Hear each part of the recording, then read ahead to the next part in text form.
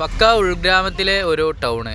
മാലിക്കിന് അവിടെ ഇങ്ങനെ പാർക്കിംഗ് ചെയ്ത് അടുത്തായിട്ട് ജ്യൂസ് വിൽക്കുന്ന ഒരു കട കാണാൻ സാധിക്കുന്നുണ്ട്. ചുറ്റുപാട് നോക്കുമ്പോൾ ചെറിയ ചെറിയ സെറ്റ് റൂമിലുള്ള കടകൾ കാണാൻ സാധിക്കുന്നുണ്ട്.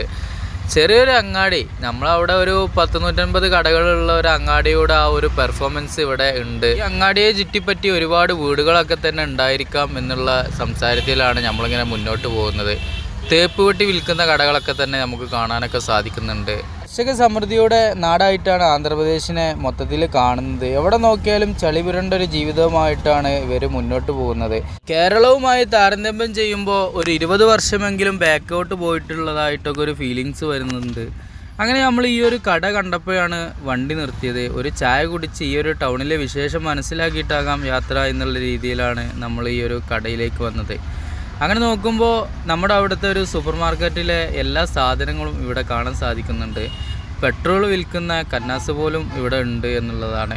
ടൗണിൽ വരെ പെട്രോൾ വിൽക്കുന്ന കാഴ്ചകൾ നമുക്ക് കാണാൻ സാധിക്കും. കുപ്പിയിലാക്കിയിട്ട് ഇങ്ങനെ വെച്ചതാണ് നമുക്ക് കാണാൻ സാധിക്കുക. പിന്നീട് ചോദിച്ച് മനസ്സിലാക്കിയപ്പോഴാണ് പെട്രോളാണ് എന്നുള്ളത് നമുക്ക് അവിടെ നിന്ന് മനസ്സിലാക്കാൻ സാധിച്ചു. ഏതായാലും നമ്മൾ 2 ചായ പറഞ്ഞ് അത് 2 4 4 പിന്നെ 6 6 പിന്നെ 8. കാരണം ചെറിയ ക്ലാസ്സിലാണല്ലോ ചായ കിട്ടുന്നത്. 5 രൂപ 6 രൂപയുടെ ചായക്ക് റേറ്റ് വരുന്നുള്ളൂ. കട നടത്തുന്ന ഓണറാണെന്നാണ് മനസ്സിലാക്കാൻ സാധിച്ചത്. ഇതുപോലത്തെ ഡപ്പകളിലൊക്കെ തന്നെ ഒരുപാട് പലഹാരങ്ങളൊക്കെ കാണാൻ സാധിക്കുന്നുണ്ട്. ഒരു മിനി ബേക്കറി ആയിട്ടും വിലയിരുത്താം.